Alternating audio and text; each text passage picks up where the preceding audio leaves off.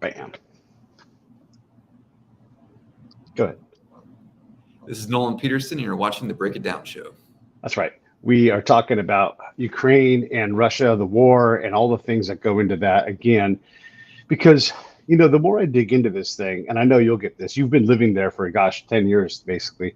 And the more you dig in, the more you realize this isn't just a two-country fight. This is a very complex thing where there's competing interests, there's power, there's money dynamics, there's all of these very complex thing where there's competing interests, there's power, there's money dynamics. Let's back up and let's talk about the ramp up to this thing. And let's just start there. Let's start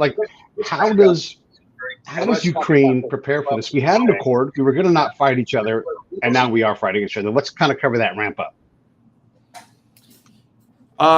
Yeah. So, I mean, I start from the very beginning. You know, my personal story in Ukraine began in 2014, right after the war began, when Russia first invaded.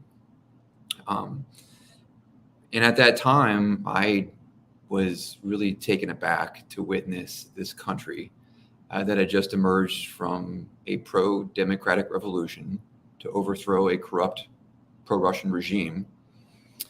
And, you know, its military, Ukraine's military at the time, had been depleted by decades of post-Soviet corruption.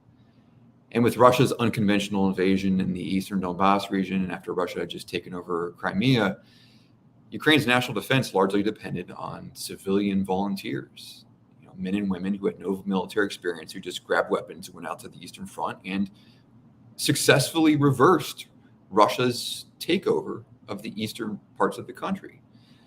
And let's be clear that a very pernicious propaganda line that eastern part of the country wanted to secede from Ukraine, join Russia, or just because they spoke the Russian language, and that's a lie. I mean, they were pro-Ukraine protests in Donetsk, which is the hub of Russia's war effort in the east, was for nearly a decade.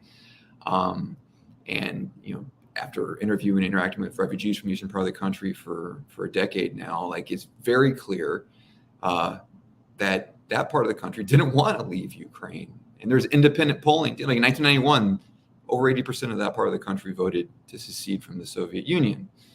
And even independent polling immediately before the Maidan Revolution in 2014 showed that the overwhelming majority of people in that part of the country were wanted to remain part of Ukraine and to not leave the fold. Let me ask you a question right here, because this is important to note, because we have these sectors of the world, right? And it's usually a three-part thing. We want to stay, we want status quo, we want to go, right? And so you're saying that from what you're on the ground truth, and then what other organizations are polling, they're saying these folks want to be as part of Ukraine. This isn't like French Canadians who are sort of on the fence. You're saying this is a clear divide. We want to be Ukrainian. Yeah, I mean, for sure, there were some pro-Russian sentiments latent in some places, like Mariupol, for example, of a city that Russia annihilated in this war, and even other places like Kharkiv.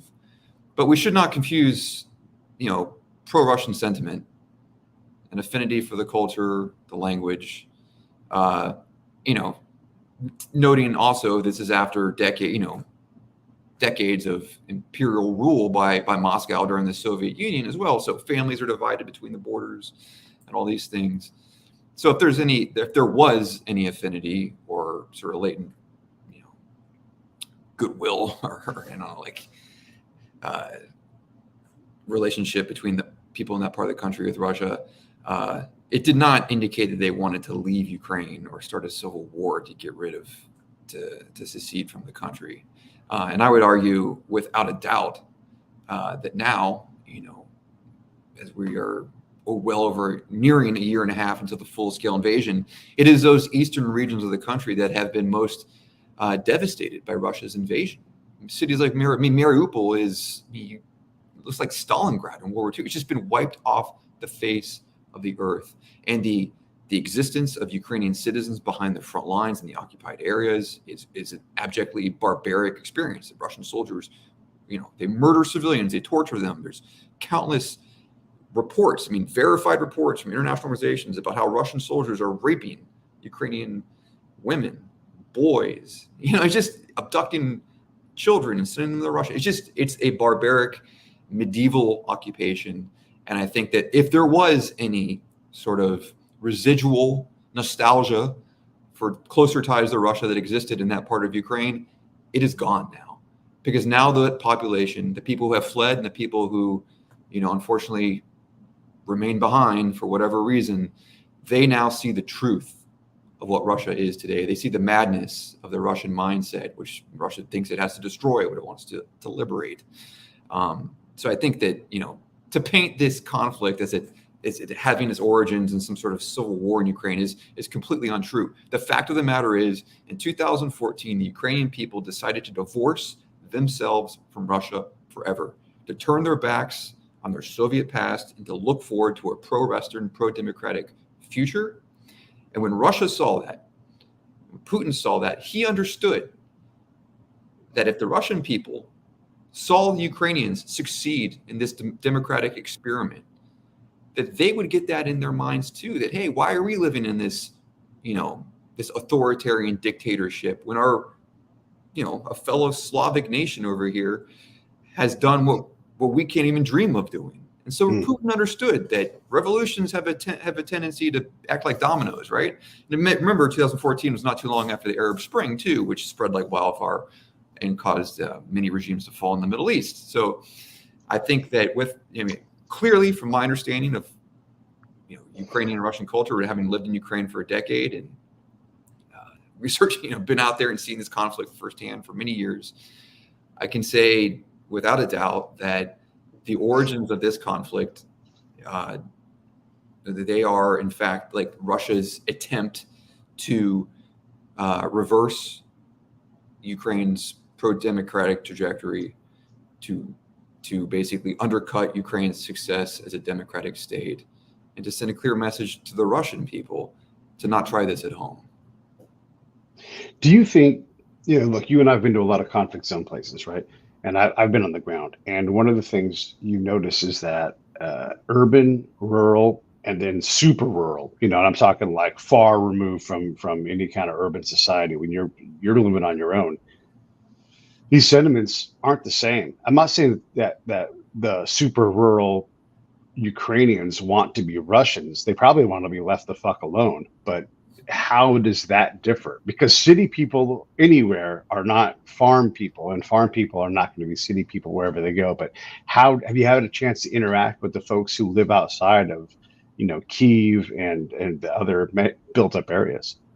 No, absolutely. Yeah, I mean, I'm married to a Ukrainian woman, and so visiting her grandparents, family members, and then also just having lived in the country since 2014 and doing reporting extensively across the entire country, just not being in Kyiv. But there, of course, Ukraine is, in one way, it's notable that life in Kyiv is very distinct from life in many small villages in Ukraine, where poverty, even before the full-scale invasion, was quite bad, and people lived very simple lives. I think among many older Ukrainians, there was a nostalgia perhaps for the Soviet era, not because of the political system, but just because they missed being young and they had an idealized image of their youth.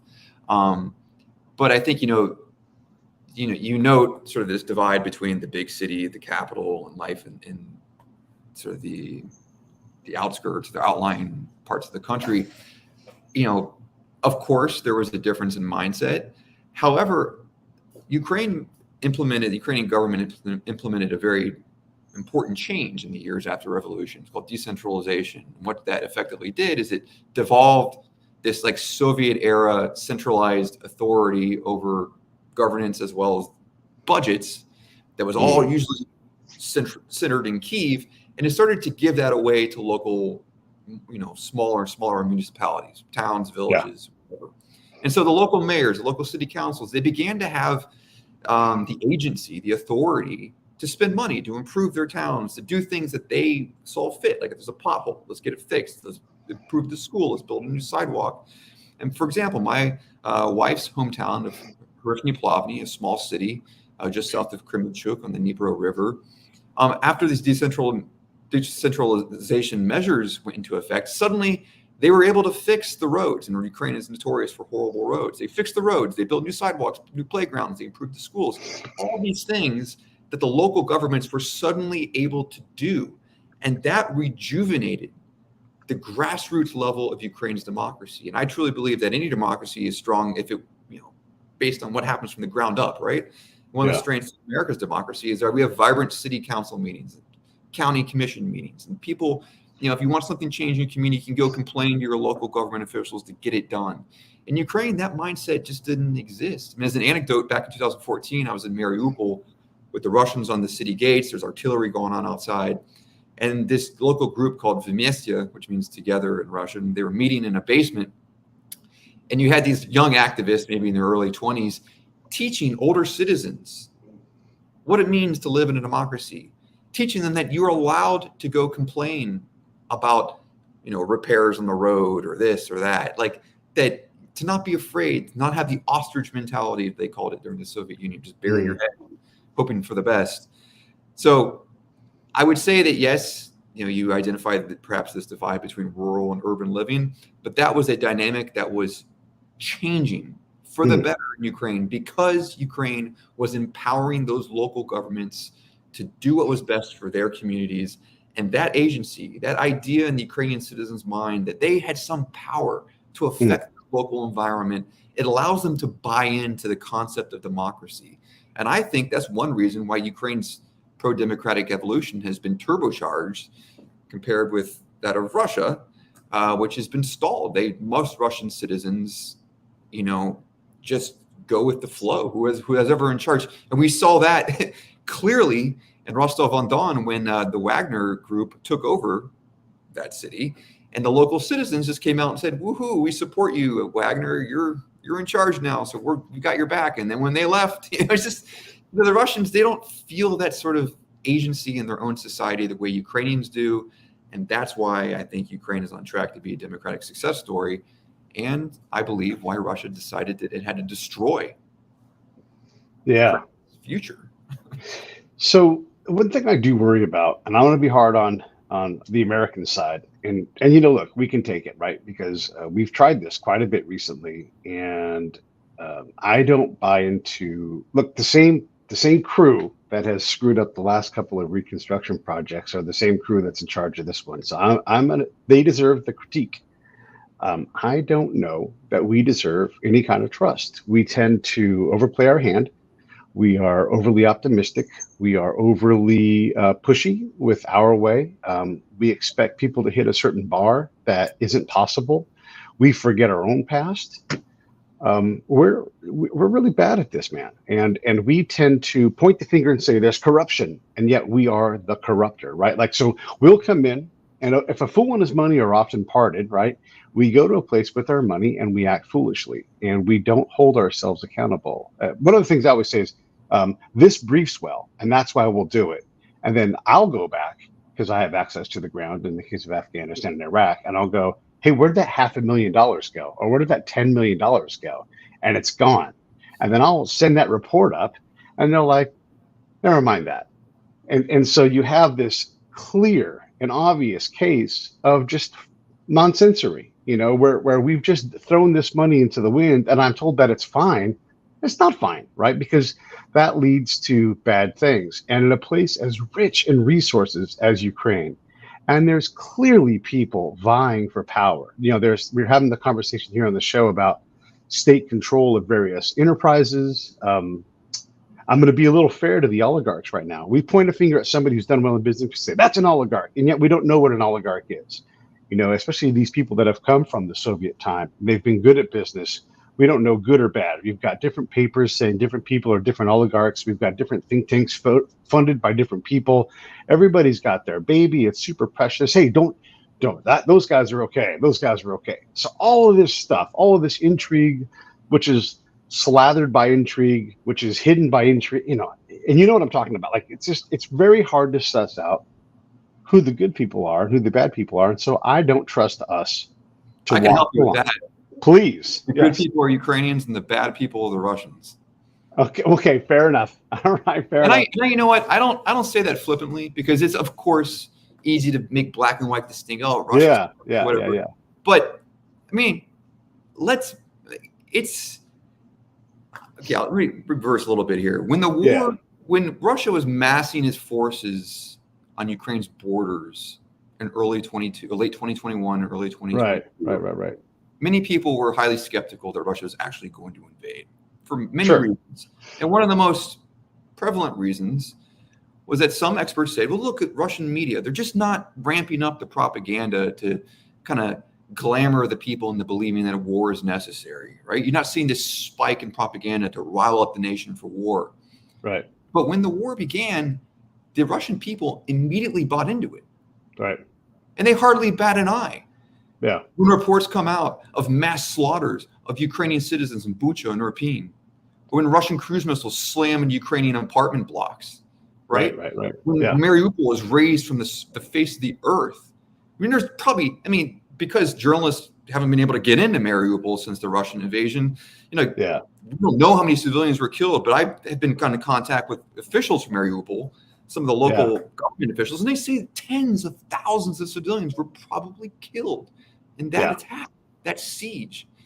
Yeah. And the thing is, from what we see through online interactions and through my family and friends who have connections in Russia, you can see through social media and through Russian television news shows and whatnot, like the people either they support the war or they just apathetic about what their country is doing. They just don't care. They'd rather just live their lives.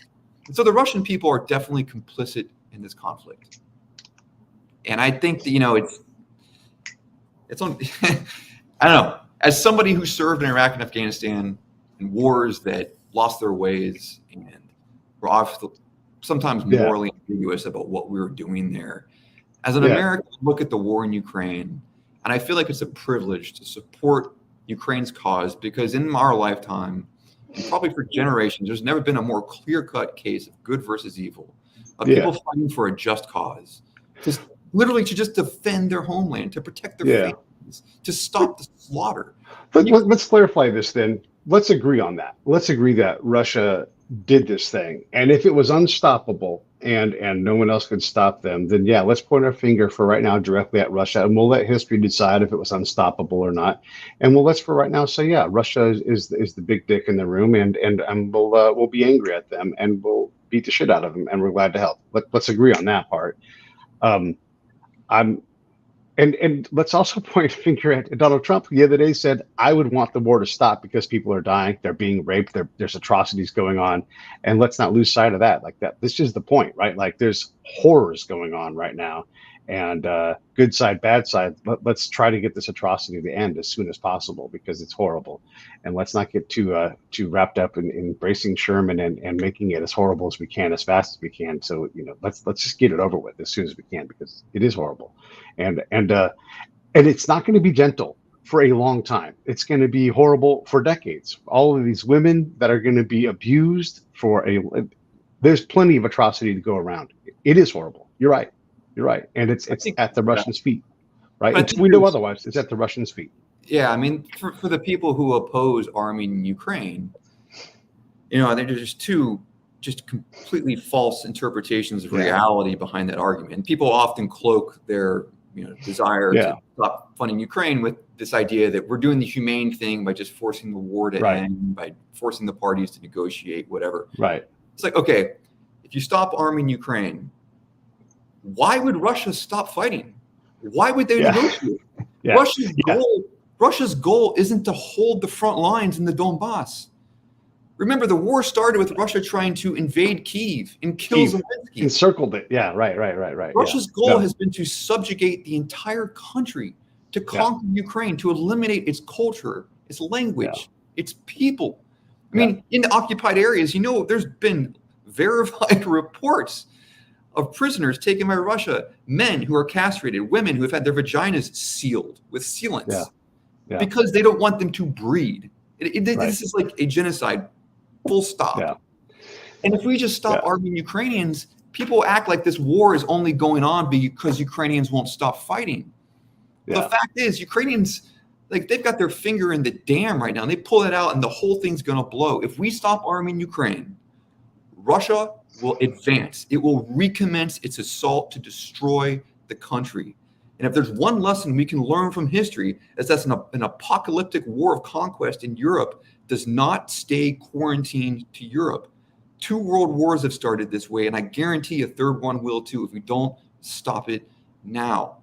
And the other thing I should make very clear is that if Ukrainians suddenly don't have HIMARS or tanks or whatever, they're not going to stop fighting.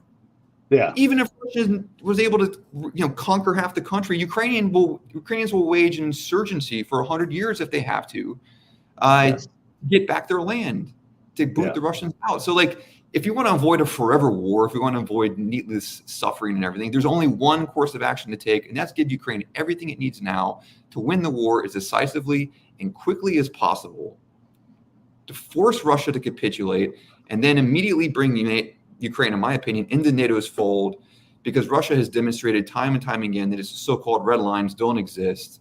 And then Putin is willing to back down when he's got back against the corner.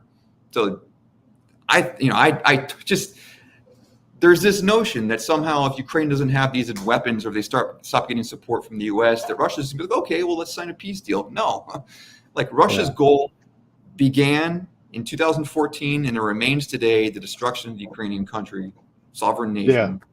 And so I want to push back on you on this a little bit, and in a way that's positive, right? Because it's not as simple as this, right? Russia has people that it can break this war out. It can lean on Iran. It can lean on the Middle East. It can give U.S. problems in other places. It really can. The U.S. has interest in other places. It can cause problems in a number of areas. By the way, when the war is over, Ukraine is still attached to Russia economically, and the region is attached to Russia economically. They can do a long-term war, and they can continue to cause problems, right? So it's not as easy as just putting him in NATO and everything else, because that can inflate and elongate the war, right? We don't know how to do this well, gracefully. So I agree. We need Ukraine to win. And we need to punish Russia, but we can't put Russia so beaten up that we've seen this in history too, that they come back worse and more evil than before, right? We have to figure out how to get them worse. You have a government sanctioning genocide. We're there, man. We're at the bottom right now. We are at the doomsday scenario. Yeah. The world's largest, the country with the largest nuclear arsenal has gone mad. Yeah, we're there, and you can't. I can paint you a scenario that's worse. I just don't see there's this idea we've tried over and over and over again to think that we can freeze this conflict, or we can appease Russia, or bring them back in the fold. It doesn't work. At some point, we have to understand what we're dealing with. Yeah, right. The madness, the insanity you see in the Russian mindset, their belief in a fantastic version of the world that just doesn't exist. Yeah. So and how do you accomplish that then? How do you get Russia to? Do you say you have them? You force them to quit with no conditions, that they have to sign something on the deck of the Missouri? Is that what you envision? And I'm asking because I don't know what you expect. At some point, their war effort. The objective of the war in Ukraine is for the Russian war effort to collapse. Right. Ukrainians want to get back their territory, but more importantly, they want to liberate their citizens who are living under Russian occupation in those conditions that we talked about earlier that are so brutal and horrible. But Ukrainians have been living under the threat of Russian aggression and oppression for over a century, for generations. Yeah. And this as their historic moment to finally stop this cycle of madness. In the Holodomor in the 1930s, maybe 6 or 7 million Ukrainians were killed during Stalin's forced famine. Horrible, right? Yeah. During World War II, the purges, you had just the Red Army sweeping through and destroying everything reconquered, so to speak. Right. And the Ukrainians see this as their historic opportunity to finally establish their sovereignty, their freedom from Russian oppression once and for all. Right. They're not looking for half measures. They don't want one of the most common things I hear from my friends in the Ukrainian military is, I don't want my son or my daughter or my grandchildren to have to be at war with Russia again. And we have to stop this now, and they see this as their chance to defeat Russia on the battlefields in Ukraine. So they're not going to go into Moscow and try and capitulate or destroy. No, they want Russia out of their territory, right, in a decisive manner, right, that puts the threat at bay, and then Ukraine will solidify its relationships with the West. You don't see Russia trying to reconquer the Baltics or whatever, because they know they don't want to go to war with NATO. And so that's Ukraine's best bet to secure its future, to secure its freedom and its democracy and its existence down the line. And I think that we now have incontrovertible evidence that Russia is an imperialistic state bent on destruction and genocide. And it's not going to get any better if we give them an inch. We have to stop them. We have to prove that they have to show them they've been defeated in Ukraine. And hopefully down the road that precipitates an evolution in Russia's government that might prevent this from happening again in the future.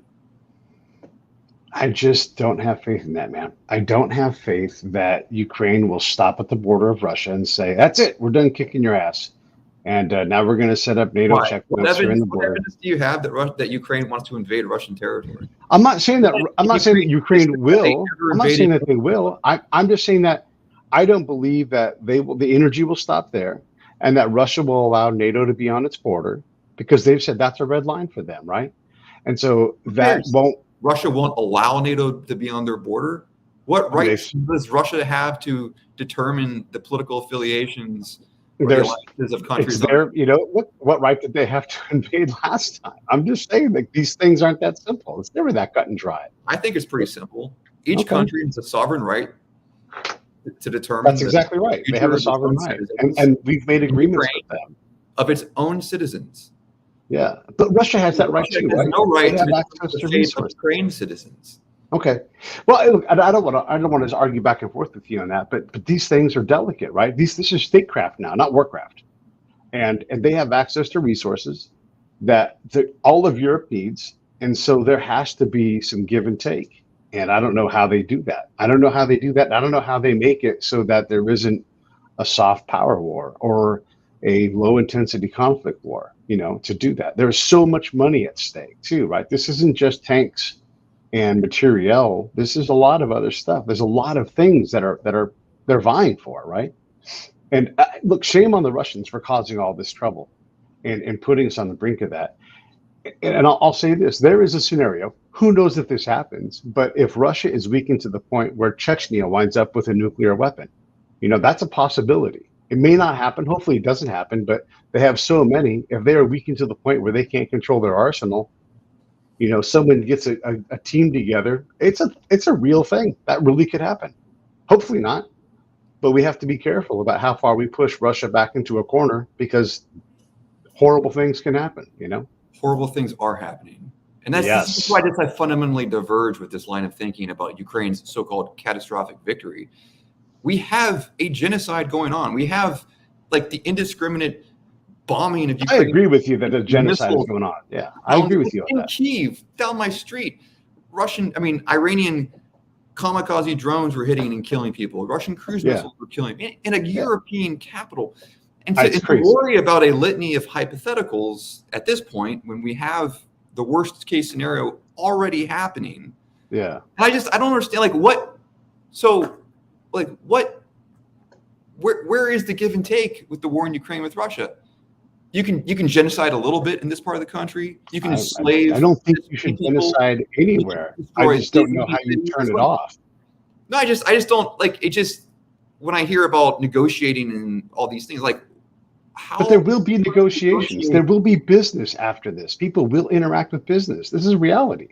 This whole region is war will end, life will go on, and God forbid Ukraine has to make, some sort of concession and freeze the conflict along front lines, or this war devolves into another stalemate like it did in the East for years, perhaps generations. Right. But I can tell you, Russia's goal remains the same. Yeah. Which is to eliminate Ukraine as a sovereign, independent nation. Right. And so the war was to stop. If Ukraine's counteroffensive stalls Yeah. out the momentum, and there's just no more combat potential, and the decision is made at some point to freeze this conflict. I mean, you're a fool if you think that that is a good outcome, because Russia will attack again. Russia will I think that's always the case. And I try think Russia this will again, always crave that land, right? They will always crave unless they're Ukraine. defeated. But what does that mean? Is that there's no Russia? It means that it means the Russian troops leave Ukrainian sovereign territory. Okay. How is that like a confusing, controversial stuff? Like, I just think that they will. Okay, they go back, and then everybody has to do business again, and then Russia will rebuild their forces, and they'll want the same thing. And if we back them into a corner, they'll still crave Ukraine. Russia's not going to invade Ukraine when Ukraine is part of NATO. Okay, yeah, I guess we disagree on that. I think they'll always. Russia will invade Ukraine if Ukraine's a member I think that the potential for them to do that is very high. Yeah, I think it is, because we will have backed them into a corner and given them no choice except for do things that are even more nefarious. How is Russia backed into a corner? Because they've already said. What threat does NATO pose to Russia? When was the last time NATO attacked Russia? When was the last time Ukraine? Like, when did Ukraine ever, like, on its own accord, attack Russia? It never happened. I mean, during the full-scale war, you're right. It's all going to work out great. Because it's all going to work out great. It's all going to work out great. Every time we encroach upon Russia's sovereignty as a NATO force, it never makes Russia mad. It never backs them into a corner. None of this is at all inspired by NATO's further encroachment. The West has no. Didn't Putin just the other day reference the encroachment of the West on the East's area? Didn't he just reference that? His area. Yeah, the East. Okay, just think about what you're saying, though. I'm saying what he said. Didn't he just say that? Okay, you may parrot this idea of I'm saying all this stuff in a good spirit. Like we're having on Russia's sovereignty, right? Okay. Yes. NATO is not expanding. NATO is not encroaching. What happened was that the Soviet Union, Moscow's former vassal states, have all vehemently rejected any association with Russia moving forward. Moreover, they all see Russia as a threat, right? These countries appealed to NATO for help to join as protection against Russia. Yes. This is not some global conspiracy to hold Russia down or whatever. These are countries that of their own accord, of their own volition, have decided that it's in the best interest of their future and their people's prosperity to link up with the West in a common defense against an aggressive foe that has persecuted their citizens for generations. To have the Baltics join NATO or Ukraine, how does that infringe on Russia's sovereignty? And the Balkans. But explain to me, how does that encroach on the ability of... It's not up to me to decide. It's not up to me to decide. I'm telling you, he's the guy that decides. You know, he's the guy that decides. I'll tell you a different... Let me give you the story from a different angle. I wrote a paper that's in the NATO birthday manual that Troy University put together, right? And we were there, and there were some Estonian dudes there and some other folks there. And someone from the American crowd stood up and said, well, this is several years ago. And they said, will Russia ever join NATO? And all of the Latvian dudes in the crowd stood up and bristled. They're like, what are you talking about, right? Because you're right. Like, they don't want to hear that. Like, that's horrible. And that's the whole reason why NATO exists to them. But there are people that are like, no, like it's a European thing. I get what you're saying, and I don't disagree with you. I am not saying that Russia is justified in that belief from our point of view. From their point of view, he does get to say, you said you wouldn't do this, and then you went and did it. And then you look at the map of like Iran and like all of our positions around it. You look at map of Russia, and the circle is getting tighter, and they don't like that. They get to not like that. They get to say, if you keep doing this, we're going to continue to be pissed at you. So yes, they get to be upset about that. I don't justify their behavior. Countries choosing their own path forward. Yes, they get to be upset about, especially when the U.S. makes these agreements with them. Russia doesn't get to dictate what happens in the Baltics or Ukraine. But the U.S. makes agreements saying, hey, we're not going to do this. The U.S. leads NATO. They're saying, hey, we're not going to do this thing. And then NATO does the opposite. Well, first of all, that creates a problem. Agreement is pretty nebulous, and I think it was more of like a... Look, it doesn't matter if it's nebulous. If the sides agree, And Show then me the they ratified treaty that NATO. I don't have to show you anything. I'm just showing you what Putin is saying. You guys have done this. You've been in my land. You've been on my side. You guys continue to do this. My So land. this goes back. Yes, Okay. his land. It's not his land. The Baltics aren't his land. Ukraine's not his land. Look, Those are sovereign. Okay. I mean, the bottom line here is that we're not threatening Russia's sovereignty. We are threatening Russia's imperialistic designs on countries it has no right to rule over. Russia isn't feeling threatened by the West. Russia isn't thinking it's facing some existential crisis or threat from the West. Yeah. Okay. What Russia realizes is its dreams of reconquering its Soviet vassals is dying. It's going away because those countries don't want it. And it's blaming the West. It's blaming neo-Nazis. It's blaming biolabs. It's blaming, LGBTQ communities. It's blaming everything you can possibly find to explain why these countries that it had enslaved for generations suddenly, don't want to be a part of Russia's empire anymore. Yeah. And so this is not a encroachment or a constriction around Russia. It's Russia trying to reach out and take places that don't belong to it and to inflict its interest. And now, one of the most dumb arguments I hear is like, well, what would you think if Russia put, troops in Mexico or Canada? Well, you know what? You don't see Mexico and Canada asking for Russian troops. Because America isn't going in there and murdering, bombing their cities and sending spies with polonium and stuff in their border. Russia is a threat to its neighbors, and its neighbors are reacting in a way that any logical, organism would, which is to defend itself. Right. So Russia, I think we largely agree on this, right? Like I am talking about things from Putin's point of view, and he does have a point because the 431 infantry was in his territory 100 years ago. He is talking about factual things. But there's no point. I diverge from you right there. No, he does have a point. He runs a country. He gets to say these things. He does. He does have a point. And he is going to be sitting at the table when they negotiate this, right? Or someone who's going to be sitting in his chair because he's gone. And we are going to have to deal with the fact that there is a Russia sitting there. And we're going to have to figure out how to get along with this country. They have done horrible things. We're going to have to look at them and say, now what do we do, right? We're going to have to do that at some point. And they're going to be a player there. And the fact that, if Putin is deposed or whatever, there's no guarantee that the next leader is that's terrifying too. This same madness that he believes in. In fact, hopefully we get a better scenario.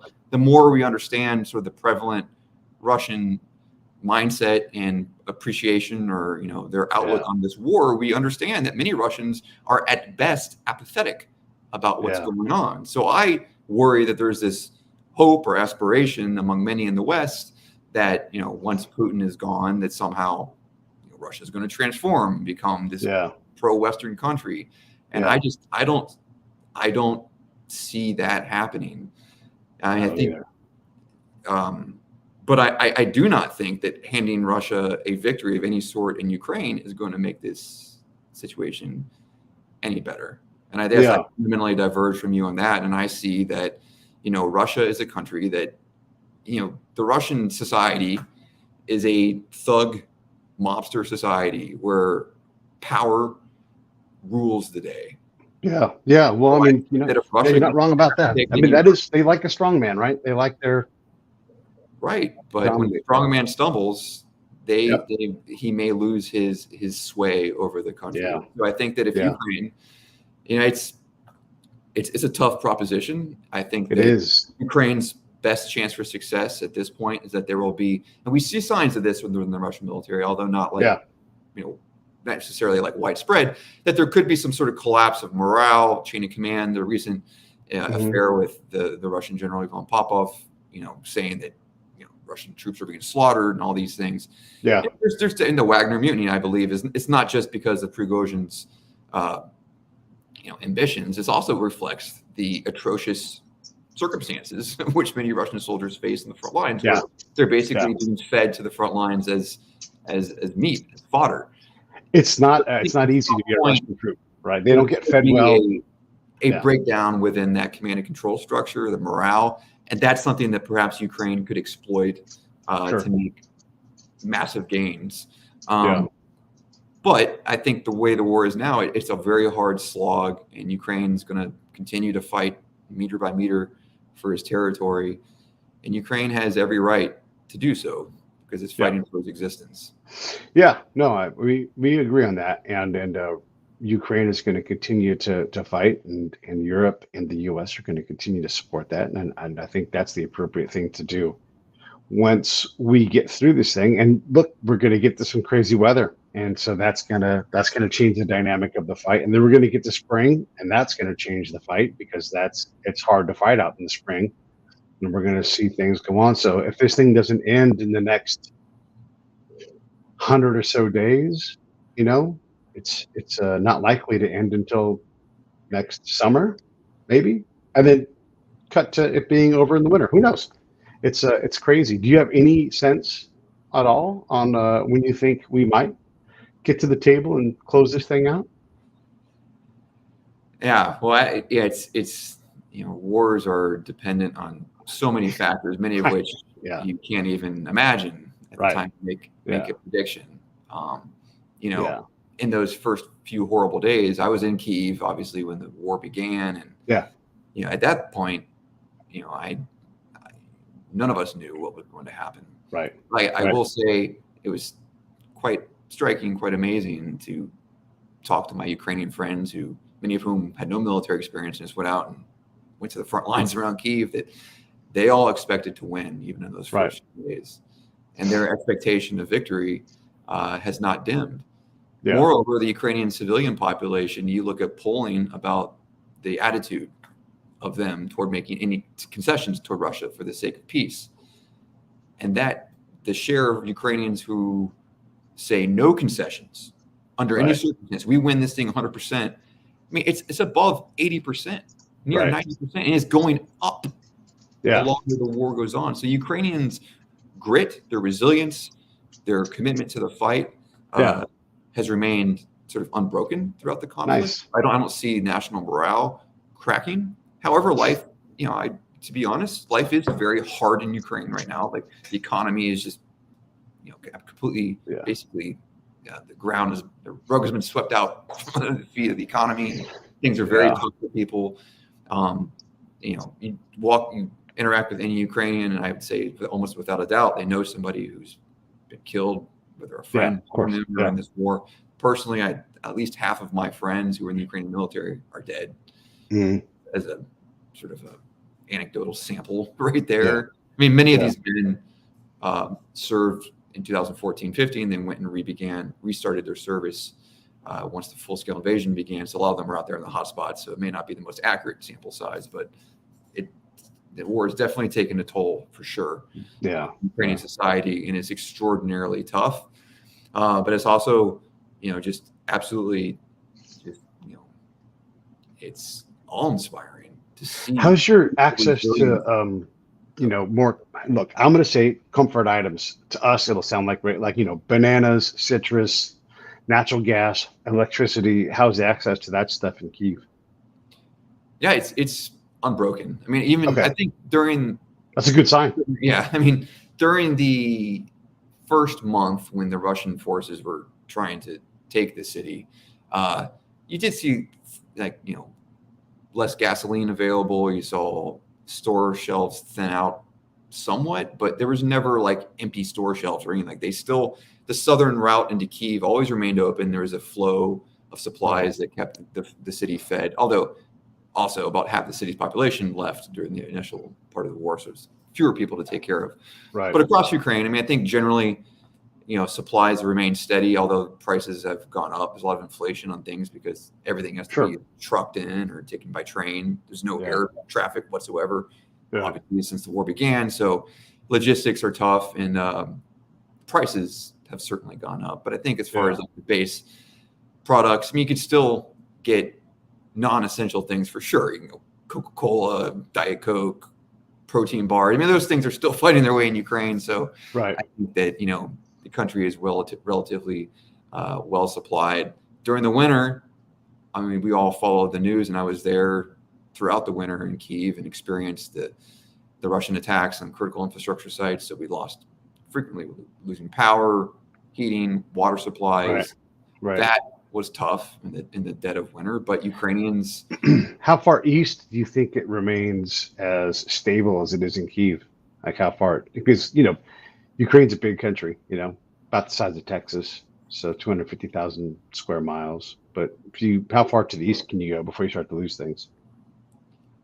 Well, I'd say, once you get within, it depends on the range of the weapons being used in the front lines. But once you get to a relatively close area to the front lines, there's sort of you're within the shadow, so to speak, of the artillery and the missile attacks and stuff like that. At that point, you can usually hear the thunder from the front lines, and it becomes a different scenario. But, obviously, one defining factor of the war in Ukraine versus today versus what existed between 2014 and February 24th, 2022 is that, there is no limit to the front lines like there was. I mean, the first 8 years of the war, the front lines were very much a quarantined area from the rest of the country. Life throughout the rest of the country went on as normal. But now in Ukraine, with the missile attacks, you see civilians being killed in all corners of the country. There is really no safe space in the country, and I think that's hard. Even as an American like myself, a veteran who served in Iraq and Afghanistan, even when we were abroad in those wars, you go back to your base, you can grab a Subway sandwich, you can stuff, indirect fire attacks and whatnot. You felt like a sense of safety when you were back within your walls. Yeah. But in Ukraine, even in a metropolis like Kyiv, at night when you're hearing the anti-aircraft systems thundering and you see plummeting fire trails of Shahed drones or cruise missiles hitting the earth, it's scary. And I think that constant shadow of danger and death is, it's an experience that probably would have broken other nations, other peoples. But I think scholars will be investigating the Ukrainian society for generations to try and understand what glue exists within that country's society and culture that allowed them to hold it together during these incredibly trying circumstances. I mean, maybe the closest analogy would be London during the Blitz, World War II, or something like that. They're definitely nations that stand up these things. You're an air guy, right? I'm a ground guy. And so when you're on the ground, it must be especially hard for you because you'd probably rather be up in the air with the stick between your legs, because that's how you fight, right? And so how has that been, that transition for you to be in not your safe space? I mean, how is that for you? Well, I think, I've also, I was a pilot in the Air Force, but I also, as a journalist, have embedded with U.S. forces in Afghanistan and in Iraq. So I got a little taste of what, things like on the ground, and also lots of time in Ukraine on the ground, and even with the Kurds in the battle from Mosul in 2016. So I think even more distinctly, between, the experience of being in the air versus on the ground obviously is a very big difference. But I think the most distinct difference is the fact that, in Ukraine, even beginning back in 2014, there's a sense that you're kind of you're on the weak side of the fight. Rather than in the United States military, you always feel like you've got air dominance. You're going to have, if somebody gets hurt, you have a medevac available within minutes, hopefully. And so there's this safety net, so to speak, or this support apparatus around you as a member of the U.S. military, at least in the wars we've gotten used to since 2001, that provided a sense of superiority at all times. Out with the Ukrainians, you feel like there's always a threat, particularly now with the prolific use of small and medium-sized drones in combat, which provide overwatch for Russian artillery. They drop hand grenades. We've all seen those snuff videos on Twitter. So there is this constant sense of danger out there that is inescapable. And I think that is the most striking. I mean, the electronic warfare part of it too, I should add. Like you use your radio, you might be inviting enemy fire. You cluster with electronics, you might be inviting, enemy fire. So there's just a whole litany of things that you always have to be cognizant of your electromagnetic emissions. So you have to conceal your electromagnetic presence the same way you do your visual presence. And you have to always be cognizant of the fact that the enemy could be targeting you. And that becomes a strain on soldiers in a way that I think most American service men and women are unfamiliar with, because even when we were abroad deployed, except for perhaps the most extreme outposts or in Afghanistan or something like that, where you're constantly under danger. But for the most part, we didn't have 24/7 life-threatening danger when we were at war. And I think that's something the Ukrainians exist under. And that's a psychological strain that I don't think many living in America, especially now that most of our generation of combat veterans in Iraq and Afghanistan are matriculated out of the military and gone on to other things.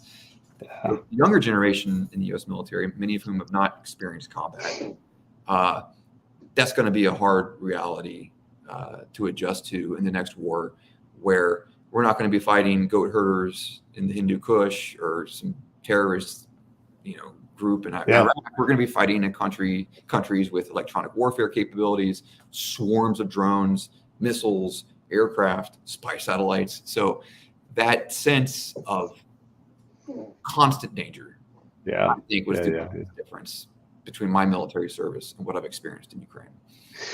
Yeah. And as a guy who's been on the ground in those remote spots, you're exposed. And if you leave the camp and you go 45 minutes off, there's no help coming. Not in time for you. There could be a QRF, won't get there in time. They're not Q enough. And there's not enough stuff overhead because it's not Q enough. Like, you were there in that fight until that fight is over. And there's something coming, but it's just not Q enough. And you're right. You live with that. And you hope that the E4 who's up late at night is watching that heat scope and making sure that, and you're always under that pressure. And when you walk through, and you probably went to the green zone, and you walk through the green zone and you hear that incoming, where every step you're like, where's the closest shelter? Where's the closest shelter? Every step, right?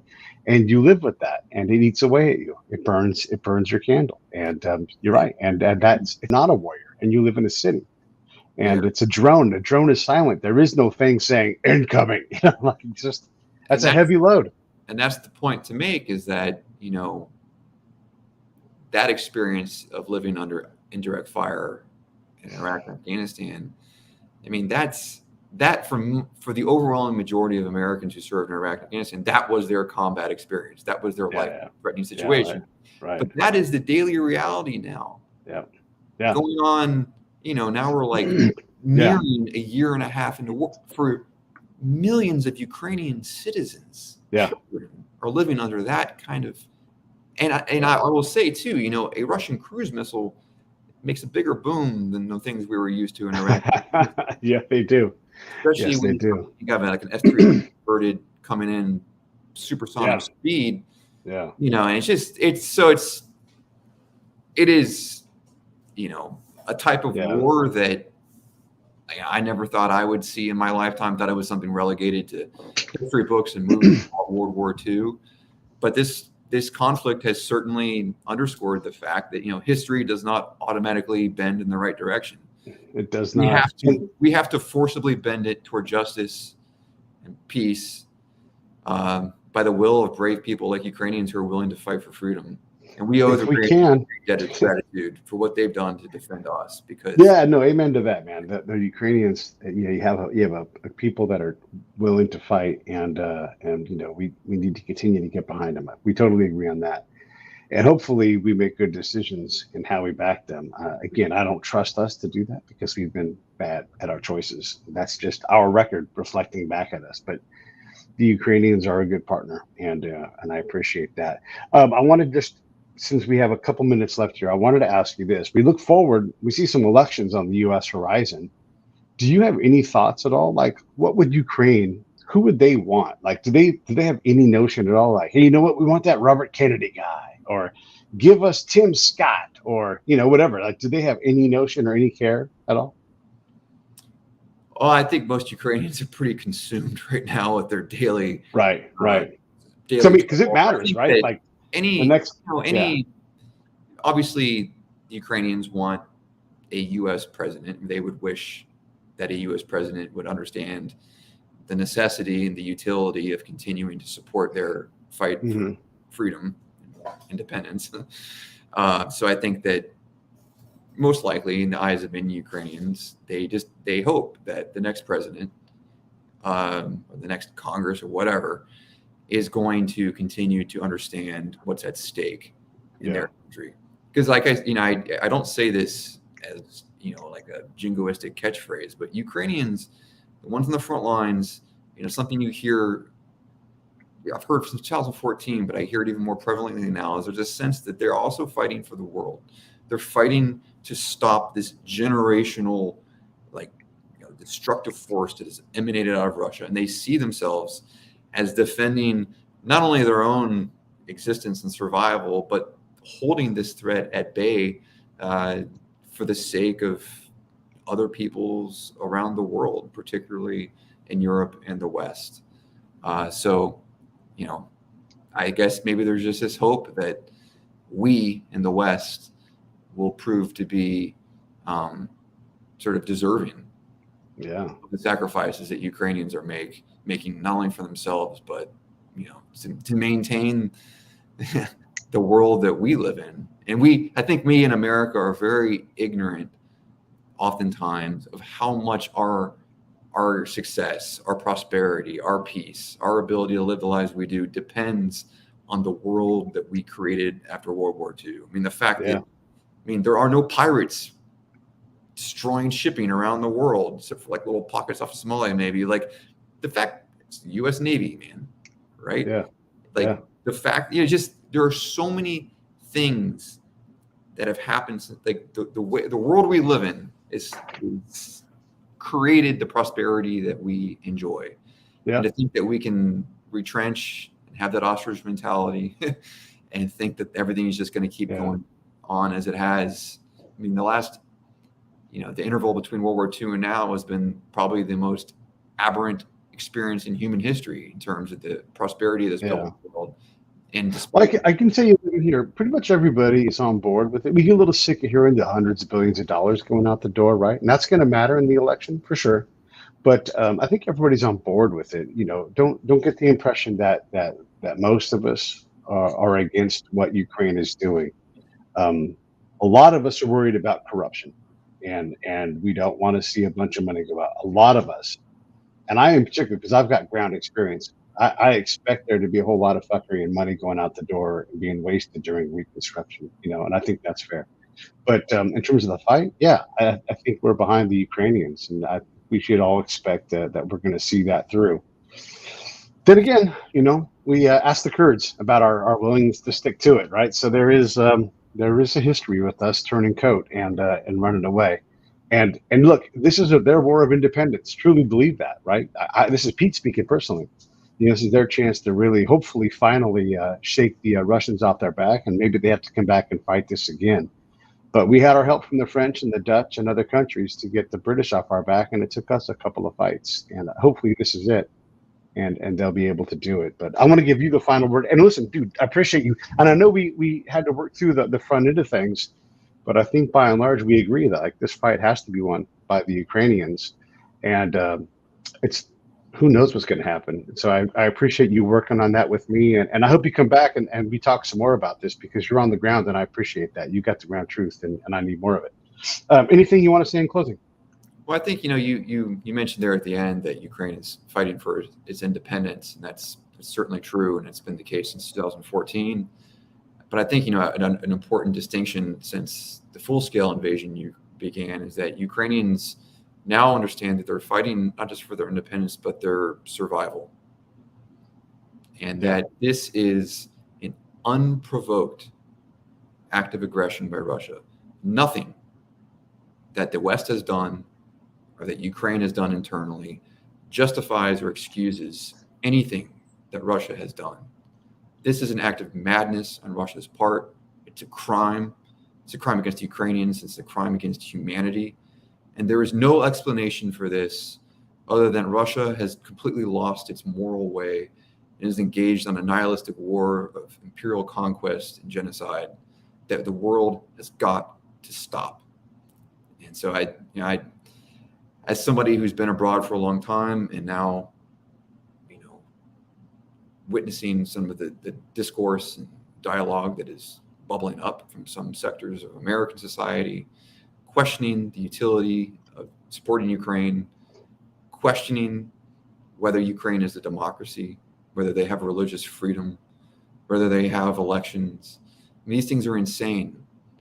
It's just, to me, as somebody who's been there and seen Ukraine's remarkable transformation into a vibrant democratic society in the last 8 years, to somehow excuse Russia's barbarism by trying to find these obscure examples of, imperfect behavior within Ukrainian society, to me is mind-boggling. It'd be like blaming the Jews for the Holocaust because they didn't have elections or something like that in Poland. It's just absurd. It's mind-boggling. I'm embarrassed that people in my country believe these things. And I hope that, people like me who have seen the ground truth, who actually have been to Ukraine, have seen the war, can continue to fight back against this misinformation, because, mistruths like that will not simply end when the war in Ukraine begins. When it ends, it's permeating our mindsets, and I fear, as we allow this toxicity to permeate the discourse, what effect that'll have on America's moral standing moving forward. All right, thanks, man. Hang in there 1 second. I'm going to say goodbye to your proper like. Let me roll these credits. Hey, thanks for watching the show. I really appreciate it. Right here, you can subscribe. Please do that. It makes the show grow. Hit that notification bell so you know which incredible guest is coming up next. Down below is the PayPal link. You can put a small subscription in. That is an enormous help. All that money goes right back into the show. And then right up over here are the next episodes you should listen to, curated by yours truly.